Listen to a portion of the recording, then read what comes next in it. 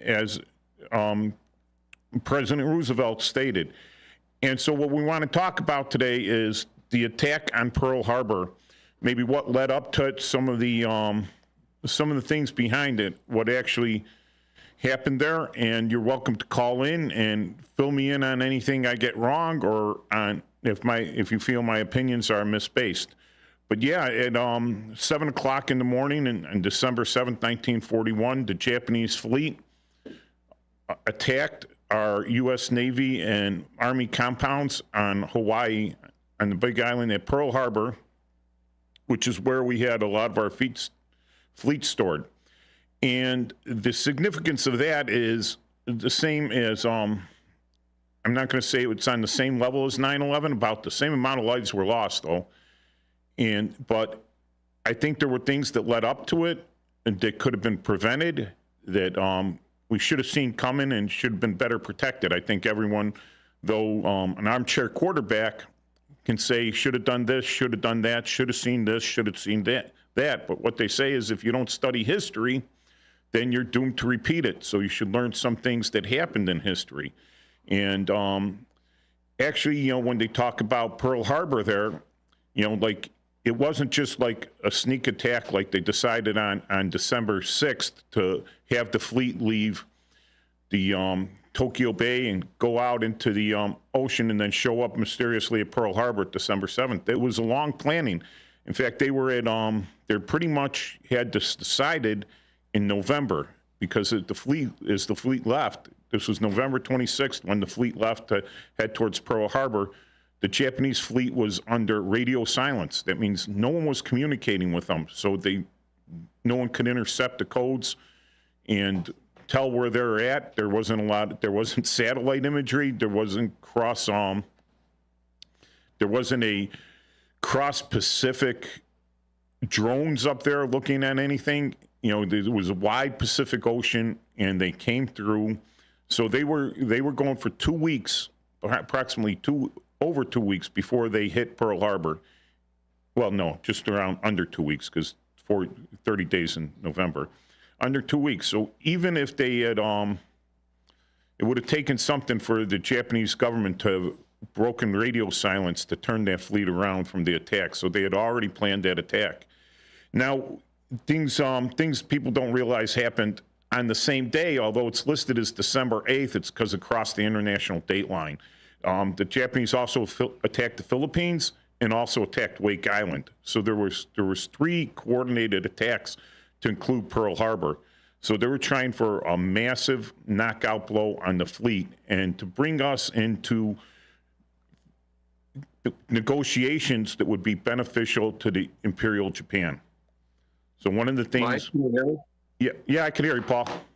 Hey, Mike, in looking at this, I found a couple of interesting things out, kind of touches on what you're talking about.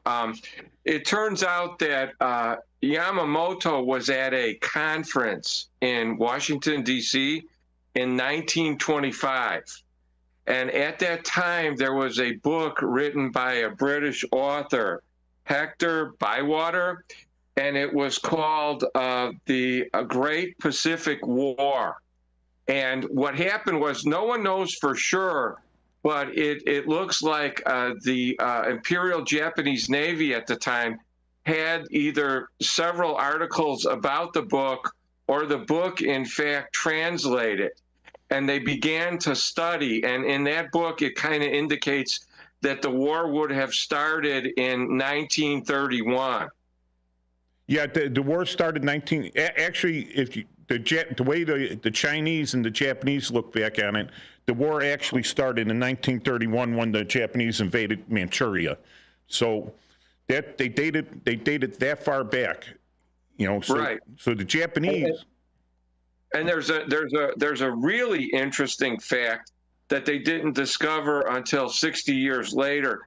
It turns out that at 6:40 in the morning, the USS Ward was doing patrol in the harbor by Pearl Harbor, and they sighted a periscope, and they fired on it. And it turned out that they didn't know this, but they actually destroyed the midget sub and they didn't find that out. They knew they shot at something, but they didn't find that out until 60 years later, where the sub was discovered with a hole in it, and it's at the bottom of the harbor. And the whole attack only lasted from 7:55 in the morning to approximately 9:10. And then it was over by then. And you're right, they did attack. They also attacked Hong Kong and some other places. And their rationale behind this was for them to protect their resources. And they felt that they were being strangled in some way. So they struck out on this. Well, one of the things that happened, if they date way back into let me see, I got some notes here, like in January 26th, 1941. So this is building. This is getting close to December 7th. There, January 26th, 1941. The Japanese had been at war with Vichy France. So France had already been defeated by the Germans, but the Japanese had entered into the tripartite act with Germany and with Russia, Italy. wasn't it? What? Okay. All right, Wasn't it Russia too?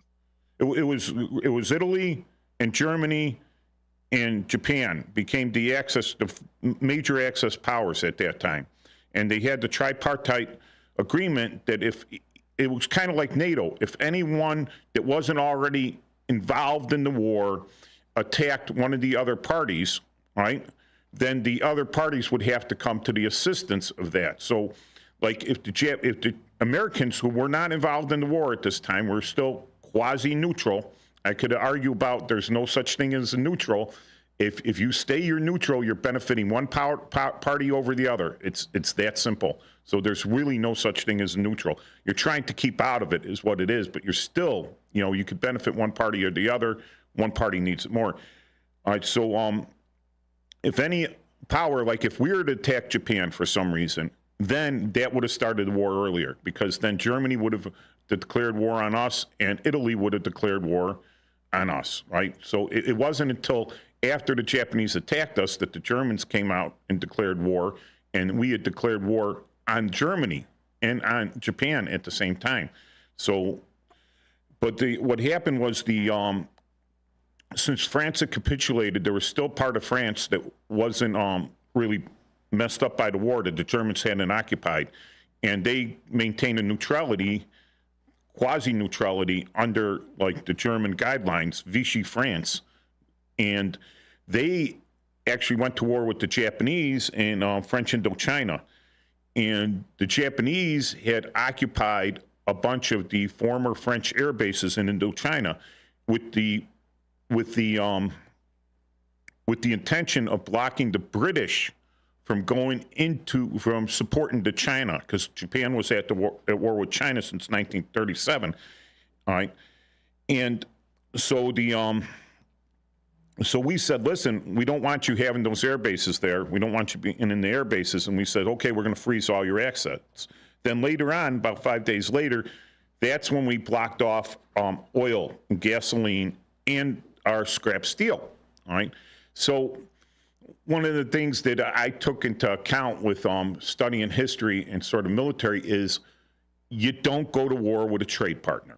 If you're having good trade with a country, mutual trade, good trade, not where it overly benefits one country over the other, a good trade partner, you're never going to go to war with them because it's just bad for both sides, which is the reason now, dating back to World War I, remember, the Japanese were our allies in World War I. Right? They were on our side. Right? And so was Italy. So was Italy, yes. So was Italy. And so when World War I breaks out, we have a large ethnic German population in the United States. Right? At one time, they were considering German as the national language. Right? So why do we go to war with Germany when we had never fought them before? I mean, we fought Hessians. Those were mercenaries hired by the British, right? But we had never been at war with Germany.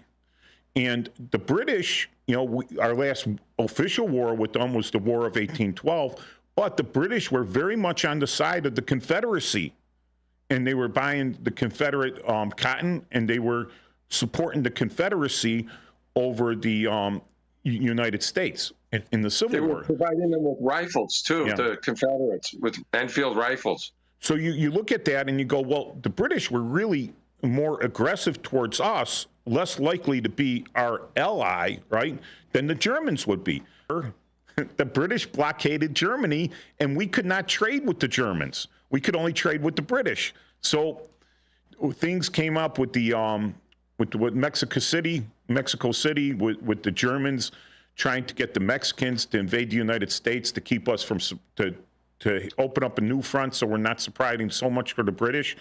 And then we entered the war, the Lusitania and everything, machinations on there. But I think the main reason we were fighting with the British at that time, not just the language, that we spoke the same language, was that they were a trade partner and Germany wasn't. So now what we did is we were a trade partner with the Japanese. We're trading them oil and gas, which we had in abundance through California, and we had refineries. Right? The Japanese didn't have this much. Right? They didn't have the oil pumping thing. They didn't have refineries. We had that established, and we had all the scrap steel. You know, Japan didn't have a lot of steel. China didn't have a lot of steel. I mean, you can mine iron ore and everything, but the United States had a lot of scrap steel that we were selling, and you don't have to do as much smelting when it comes to refining scrap steel as opposed to refining ore. So the Japanese needed that to continue to build their Pan-Asian empire. All right, so if they couldn't get it from us, there was no reason for them not to fight us and not to push us to the side. And I think their intention was one overbearing attack that so devastated us that we were going to come to the negotiating, you know, have a negotiated peace and then reestablish trade with them. Well, they didn't realize that, you know, with all the Japanese officers that came and were trained over here, like Yamamoto himself, right? He came over here, and they still didn't learn one thing, that you don't poke the sleeping bear. You know, I mean, Yamamoto's, the famous quote was, I'm afraid all we have done is awaken a sleeping giant and filled him with a terrible resolve. The reason being because they did not accomplish their mission at Pearl Harbor. They damaged us, they hurt us, they punched us pretty bad. It was kind of like a kidney punch, you know, oh my God, this is, you know, and we're gaining our breath. But they did not sink a ship in the entry to the harbor. One of the things they were hoping for was to sink something that was coming in or leaving the harbor and blocking that entrance for months and months and months before the rest of the battleships could get out. Basically, you know, taking all those battleships out of the war.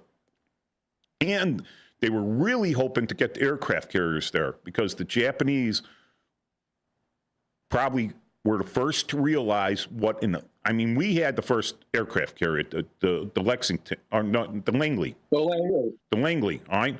So we had it first, but then like everything else, like VHS tapes, that was developed in the United States, CDs developed in the United States, all this, and then the Japanese perfected, right?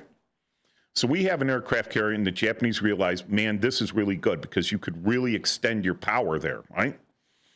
So they were hoping to catch our aircraft carriers at Pearl Harbor, and instead of the battleships, they would have went after the aircraft carriers. Then, without having to worry, they could conduct an air war from hundreds of miles away, and we couldn't strike back at them. They would just send aircraft. As long as they weren't sending it to an island, you know, they could, you know, destroy our ships from a distance way over the horizon before we could even get close to firing at them.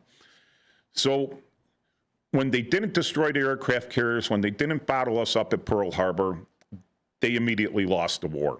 And Yamamoto knew that. You know, he knew it because he had actually seen our industrial might. We were kind of slowed down. Our industry had picked up a little bit to support the war in Europe, but now it just kicked into high gear.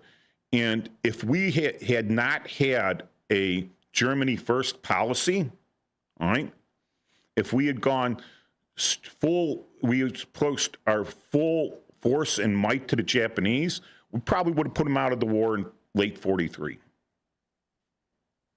So Every, so, yeah, so getting up on it, right? I think I jumped the gun there. But when you talk about that stuff, like July 1937, so there was like a very iffy peace between China and the Japanese that occupied Manchuria. And it was on edge, sort of like we were always the Cold War in Berlin, right? So there was an incident at the Marco Polo Bridge in 37, and that re-erupted the hot war with China. So I think what we should have looked at there is, one, the Japanese need, what do you call it? They need the oil, they need the gas, they need rubber, the resources, right? So if China, I mean, it's kind of a little resource intensive, but, you know, they import the stuff and make a lot of stuff. You know, they use their labor as exports. So they build things and make it through cheap labor. They actually have to import most of their resources. So the Japanese go into the most resource-rich place in the world. They're going to go up north into Siberia. So they're on the border of Mongolia, all right, and they decide that they're going to go to war with Russia. And it was really like an undeclared war because it was so far in the east, right? But it was a bunch of battles that took place. And then later on in August the 9th, they started the war there on the 11th of May of 39, which we should have opened up our eyes and said, hey, listen, 39, the Russians are at war with the Japanese, right? And we should say the Japanese going to war with Mother Russia, huge Mother Russia, even before Germany had, right? That's a sign that they really kind of a little arrogance. Like, why wouldn't they attack us if they're going to attack Russia, who literally who has a border with Japan? All right, they're on an island there. They both have a border with it, and through Vladivostok, the Russians are a lot closer. But they're going up through Manchuria and through Mongolia, and then there's a major battle that's fought at Gakengol. All right, that's by the Gakengol River, and that was where Yuri Zhukov, famous for his defense of Stalingrad and his defeat of the German army there, right? He had organized this attack on the Japanese, or counterattack on the Japanese, and he spanked them, right? He really embarrassed them. The Japanese army was routed by the Russians.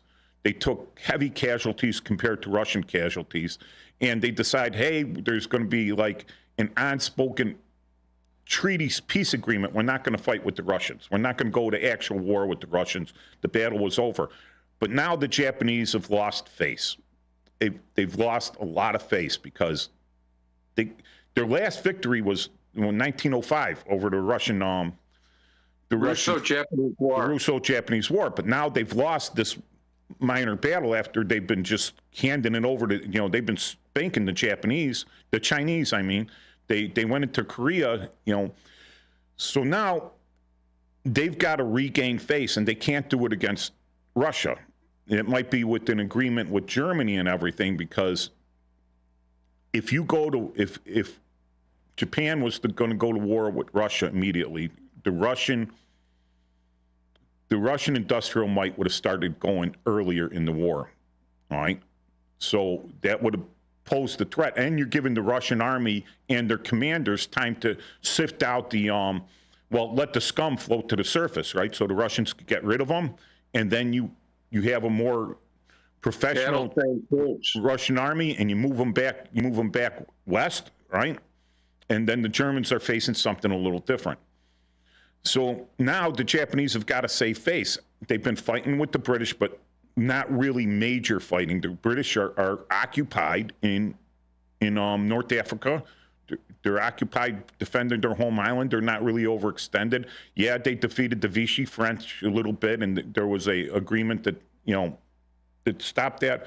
But they really hadn't had a major victory to save the face. And so America should have looked at and said, yeah, we're next, right? They're going to come after us next, because either they're going to try to take our resources, Alaska, the Philippines, which was a protectorate of us, and the Hawaii. Hawaii, yeah, that's a long way off, but the Philippines are much closer and they're protected. So we tried to bump up the Philippines a little bit, right? But not enough. We should have protected them even more. We had just started drafting the National Guard into active duty, and the Illinois National Guard was actually over there in the Philippines. But again, too little, too late. You got to put a heavy duty force there to prevent that attack. So in some ways, if you have a bank and you just leave the money outside of the vault, and you don't even have a armed guard there, or maybe you got an unarmed security guard, right? And he's supposed to prevent people from coming in and taking that money, it's not going to happen. So it's on the director of the bank that allowed it to happen, right? And so when you look at us, and I'm not forgiving the Japanese anything, right? But I think at the time, the politicians and the military, well, some of the military was like screaming, this is wrong, right? We need more support. MacArthur was not one of them. He had known that they would write off the Philippines. They already wrote off the Philippines in 1939, which is bad. It's bad. They should have just reinforced it. But who wants to draft? At that time, we were trying to be a isolationist country. So who wants to start up a massive draft and send all of our troops way overseas into the Pacific, to make a stand? And then people are going to say, well, we're not isolationists. We don't want to get into war. And then you have the next election come up and, you're going to lose, right? So they're balancing it for political reasons. But then the same thing happens at Pearl Harbor there. All right, so we're going to take a break. All right, come back. We're going to discuss more on Pearl Harbor Day, which it really isn't a holiday. It's a Remembrance Day like 9/11, which they call Patriots Day. So this is Chief Guard of the Republic Radio Show. See you back here on WRMN1410.com.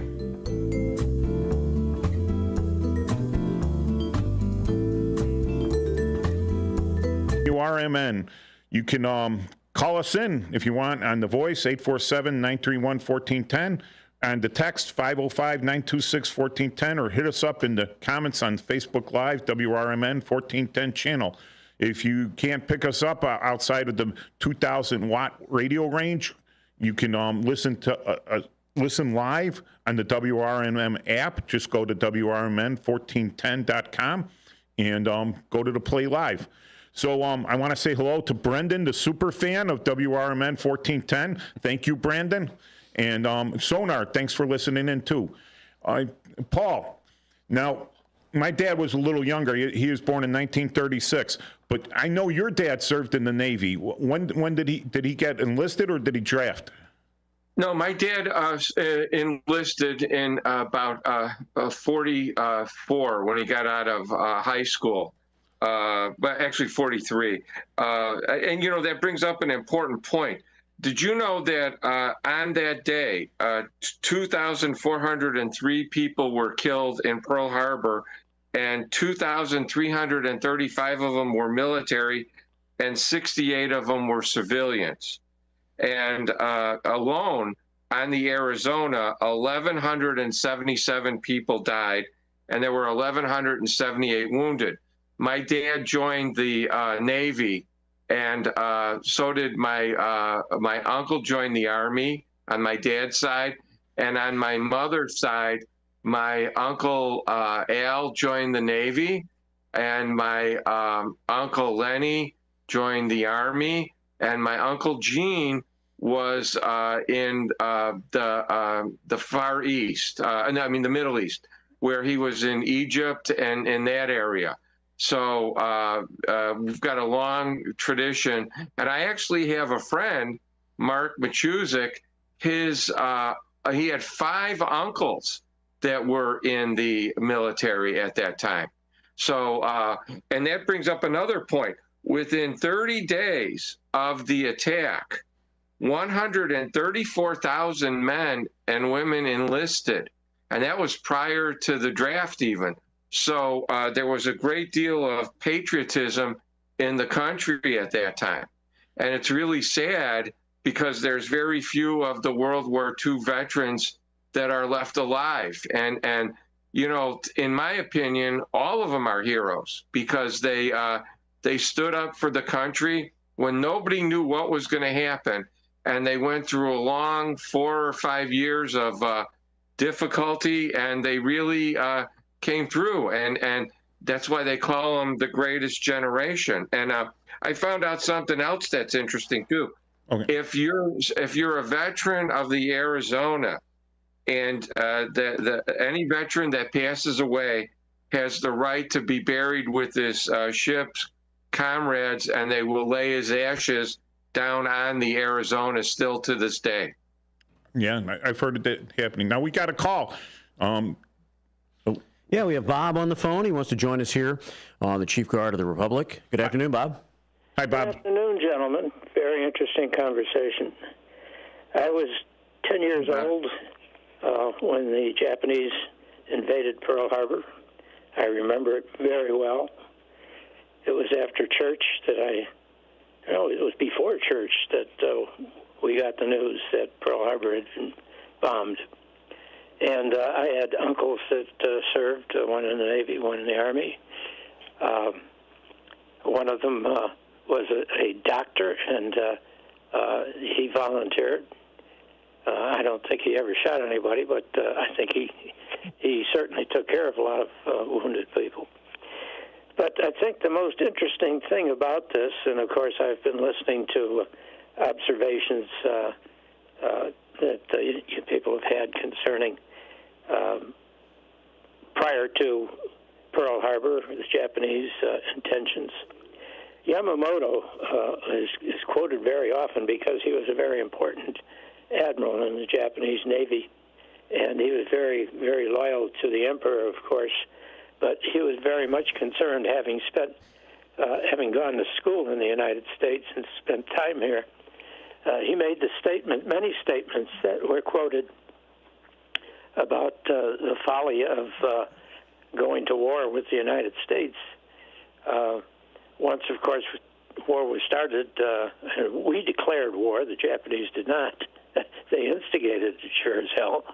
But well, there's official declaration of war on paper, and then there's actual declaration of war by dropping a bomb on your enemy. That's the first shot fired by one of those Japanese aircraft, or the first bomb.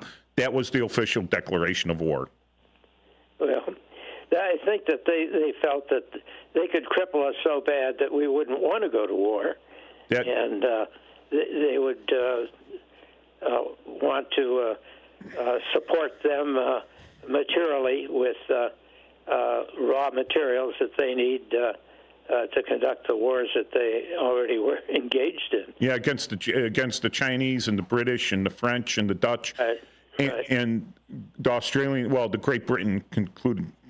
I remember one quotation that Yamamoto made that stuck in my mind very well. He said, we can never conquer the United States because to do that you must occupy the land. And he said you could not occupy the land because there would be a patriot behind every blade of grass with a gun. Yes. And one of the things talk about Yamamoto there, and Yamato's the ship, Yamamoto's the admiral. Now, he was kind of to the Japanese Navy, which was the strong arm, the Japanese fleet. Right. The admirals were kind of like in charge of anything. To the Japanese Navy, Yamamoto was like General Lee was to the Southern Army. All right. He was revered and everything. And Yamamoto knew that the politicians were pushing the emperor to go to war with the United States. So, and he had, like you said, he had been to the United States. He had seen the United States. He knew about our industrial might. He knew about our power, but he also knew that it was inevitable that the Japanese generals who hadn't seen this or anything, or didn't believe it, or believed in the invincibility of Japan, he knew that it was inevitable that they were going to convince the emperor to go to war with the United States. So he made the battle plan for Pearl Harbor and everything. And then he told them, either we do this my way, right? Because that's what he wanted. He wanted such a massive strike that we would come to the negotiating table and he wouldn't have to fight further. You know, just a kidney punch, the hardest kidney punch you could get, right? And so he threatened to resign. He says, if you don't let me do it my way, you know, it's like a kid. It's his ball. He's going to take it. You know, I'm going to resign. And then what would happen is, like, the fleet would be demoralized. You know, they would be, and they wouldn't go to war, or they would wait at such time as where the United States got dragged into the European war. And then because of the tripartite agreement, they would have to go to war with us without having that strike. And then maybe we would get the first strike against them, which in effect, we got, okay, they got Pearl Harbor first, right? And the Aleutian Islands and the Philippines were protectorates. Hawaii and Alaska were actually only territories of the United States, all right? They weren't states yet, all right? So they attacked the Aleutian Islands, they attacked Hawaii, they attacked the Philippines, they attacked Midway Island, which was, again, a protectorate of the United States, all right? And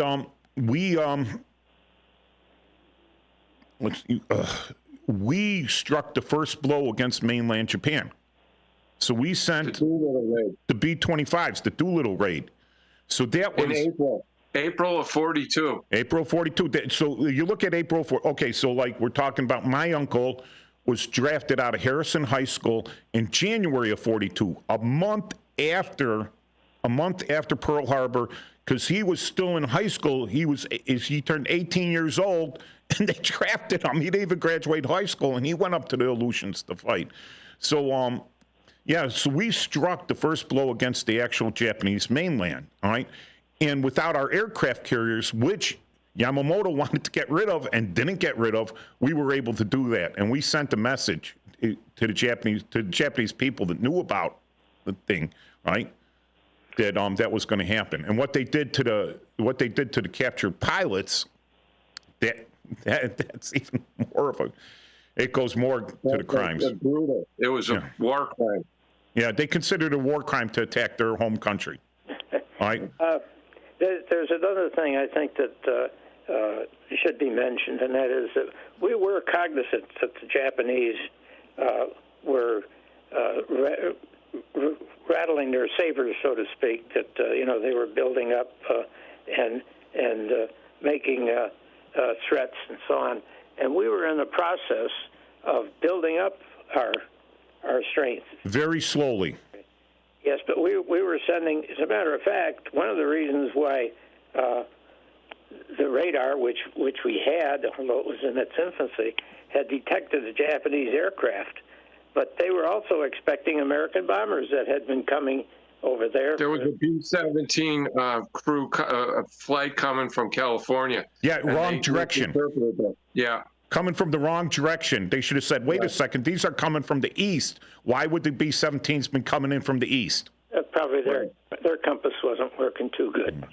Well, no one trusted it at the time, you know. Right. Yeah, it was still relatively new.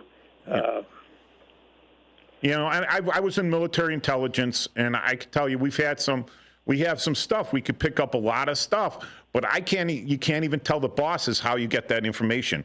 You're like, you just got to say, you got to believe me. And they're looking at me, right, with my nice thick Chicago accent, you know, and they're looking at me and say, why should we believe you? I go, I can't tell you, but it's gospel. This is going to happen. You right? have to remember that the description Army intelligence is an oxymoron. Well, yeah, I hear that a lot. Ha, ha, ha. You know, but you know what? It was also like military intelligence that broke the Japanese code. You know, another thing we shouldn't overlook, though, is the fact that the Japanese were informing their embassy in like 14 separate telegrams that they weren't translating in time from the code. And they actually, you know, it could be viewed that they were going to tell the United States something, but because of the ineptitude or because of a happenstance or because of on purpose, they did not give the required notice that they were taking some action ahead of time so that civilians couldn't be killed. They absolutely delayed it. That was absolutely intentional delay. one of the things in the I'm trying to think of this, the Geneva Conventions, right? I'm supposed to be an expert in that by my military job, is that if you're going to bombard a city, right, that you have to give fair notice to the civilians there that you got to get out, you know, because we're going to bombard you. That's in the Geneva Conventions. You can't just randomly bomb a city where you have to let the civilians know. And one of the things we had, you know, since Marconi was, even though we had international shortwave radio, you know, it could be on or whatever, but, you know, send across multiple frequencies, multiple transmitters, and it's going to get through. So if the U.S. Embassy, the Japanese embassy in Washington, D.C., delivered late the declaration of war, right? Well, it was an ultimatum and then followed by a declaration of war to U.S. authorities. They could have simply sent out on the radio and said, listen, red alert, that's it, you know, that's it, everyone on high alert. Then you have a cap of 300 P-40s, which, the P-40, well, it's old. Well, Chinook proved that very effective against the Japanese before we entered the war. In China, for sure, with Happy Boyington and all of them. Well, yeah, he was there. You know, he was one of the Flying Tigers, all right, the American Volunteer Force. Yeah, so that P-40, 300 of them up in the air would have just, that would have been the end. The Japanese would have been splashed down, turned around, you know, 20, 40 miles before they even hit the island. And then you would have had those B-17s armed up, you know, to go out and find that Japanese fleet and drop bombs on them, you know. So it was intentionally delayed because even though you think they're going to telegram it, or you think they're going to, you know, send the Washington's going to pick up a telephone, which the telephone lines really didn't go through. If you did something, it was like a shortwave link, right? So, yeah, it was delayed to ensure the surprise at Pearl Harbor. That was intentional, although they're going to say, oh, no, we fully intended to do it first. No, you didn't. You wanted plausible deniability. Exactly. Yeah. So, Bob. Yep. You agree with that? Do I agree with it? It's history. I know it's written, but you know, sometimes history is interpreted. All right, people interpret history different ways. Yeah, I mean, the things we should have seen, you know, like I said, in 1930, you know, that wasn't the first time the Japanese attacked us. You know, they attacked us in 12th of December, 1937. So in the gunboats. 4 years earlier, the USS Panay was a gunboat, and it was escorting oil tankers, all right, U.S. flagged oil tankers up the Yangtze River. Right. And they, was it the Yellow River or Yangtze? I think it was maybe the Yalu. Yalu, yeah. And the Japanese attacked them, even though the American flag, neutral flag at the time, right, was painted on the decks of all these ships. They still attacked them, and they go, oh, we didn't know. Plausible deniability. We could have been at war right then and there in 37. But again, we had an isolationist policy, and the Japanese said, oh, we're sorry, and they paid reparations. It's kind of like, go back into I'm trying to think of it was 1936 when the Germans entered the Rhineland, all right? That was a violation of the Versailles Agreement. The war could have started, 1937, yeah. They entered the Rhineland. The war could have started right then and there. So same year, 1937. So if you don't think these guys were all collaborating, right, saying, we're gonna do some test missions here, all right? So the Japanese, you know, attacked this ship, and then they find that we kind of cared about it, right? But when the Germans entered the Rhineland, no one did anything. I mean, Poland mobilized to invade Germany because it was part of their tripartite agreement with the French and the British, that if the French had been attacked and entering the Rhineland was an attack against France, that they would come to their aid. But France never fired back at the Germans. Hitler said, hey, if the French fire one bullet at you, turn around, go back. We don't need this right now. So, Bob, when you found out about it, did you hear about it on the radio, or was it a newspaper? Radio. just like here. We're radio. Yeah. It's awesome. And so, if you look, people should be looking at this stuff and going, hey, this is a poke at us. They're testing us, right? They're not afraid to attack us because no one in their right mind believes that they didn't see, right? They didn't see the U.S. flags on there, that they thought this was a Chinese gunboat with 3 Chinese oil tankers. No one believes that they thought that. It's going back to the USS Liberty, right? No one believes that they didn't think that was a U.S. ship. They were sending a message, a clear message. It was a U.S. ship. What? But what they were trying to get across was, hey, you are aiding our enemy. So you are our enemy too if you're going to do that, and so we're going to shoot at you. See, that's where that's the thing. That's the thing. They were taking a big gamble. They were taking a big gamble because if Reagan had been president at the time, there would have been a different thing. Because remember, Libya sent up aircraft against us, right? Right. And he shot him down, no problem. And when they had the Achille Laurel, right? Yeah. He had no problem punishing them for that stuff. No problem at all. All right, so, they take a chance and they poke the bear. Sometimes the bear stays asleep. Sometimes the bear wakes up and goes back to sleep.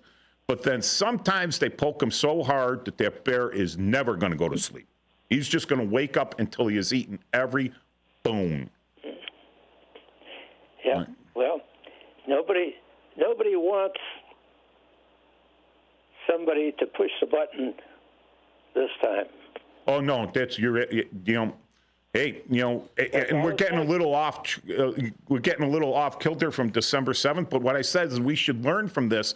We should absolutely learn from history. We should look at history because it repeats itself, and the only reason history repeats itself is one, because someone else studied history and decided this is tactics and this is the way you win a war. So if you see a guy's tactics and they're winning, right, then you repeat that. You don't do losing. You go with what works, right? And the other time is if you don't study history, it repeats itself because you don't know what's coming when you should have known because all the points lead up to it. 1, 2, and 3. If this happens, then that happens, then that happens, then you're at war. All right. Well, one of the things that it's not something new, but it certainly is different than a declaration of war, and that is fighting battles through surrogates. Like Ukraine is fighting a war with Russia, and we're backing Ukraine, and we are giving them increasingly greater potential. We're escalating. Us and the Russians now are escalating. Okay. We're using supersonic missiles. They're threatening to use tactical nukes. That's not a good thing. Okay, so here's where I don't want to do I really could do Ukraine and Russia right now, and I could go on forever because I was military intelligence. I actually trained in the Ukraine for a bit. I actually learned the Russian language, and I was a Cold War veteran. I mean, we studied the whole order of battle on that. And that's one thing. Yeah, there's always proxy wars out there. So yeah, it's a proxy war. You're trying to reignite the Cold War and everything. I agree with that. But World War II wasn't so much a proxy war. It was pretty much straight out, straight out. The Germans weren't using, maybe the Germans were using the Japanese against us, but they were both equal powers. You talk about Germany and Japan, they were both equally strong powers. And they didn't. And relatively small countries. Yes, but they mobilized. And okay, so like Japan, the ethnic Japanese, were superior. Did they use local forces? I'm not sure. But the Germans, however, they had the Wehrmacht and they had the foreign troops. So when Germany went to war, They had Germans, they had Czechs, they had Slovaks, they had Romanians, Hungarians, Bulgarians, Croatians. Those were all on their side and filling the numbers, and the Vichy France too, and then the Italians. So, And Austrians. what, the Austrians? Well, Germany had, yeah, the Austrians. They, and the Prussians from, so, and the Lithuanians, and they started absorbing a lot that didn't like the Russians, and they were fighting with the Russians. So they did absorb large numbers of troops to kind of match the Russian numbers, but that doesn't match your ethnic, centralism. So the Soviet Union was still Soviet Union, so they were all central on that. So when we get back, more on, we're almost done. Yes, sir. It's the end of the show. Oh my God, it goes so fast, man. Went so fast. I'll tell you, I have a great time. I hope you guys have a great time listening to me. And Bob, thank you so much for calling in. I hope you continue to listen to the show. Always, gentlemen. Okay, thank you. Take care, Bob. So see you next week on WRMN 1410 AM. You could also stream on WRMN1410.com. Call in on the studio number 847-931-1410. Text 505-926-1410. Or hit up on the Facebook Live channel WRMN 1410. And thank you very much for listening. Jeff Michaels Show coming up next. Everyone, have a great week. Read some action-packed, exciting pulp fiction? Read the works of Michael Tooman, now featuring their international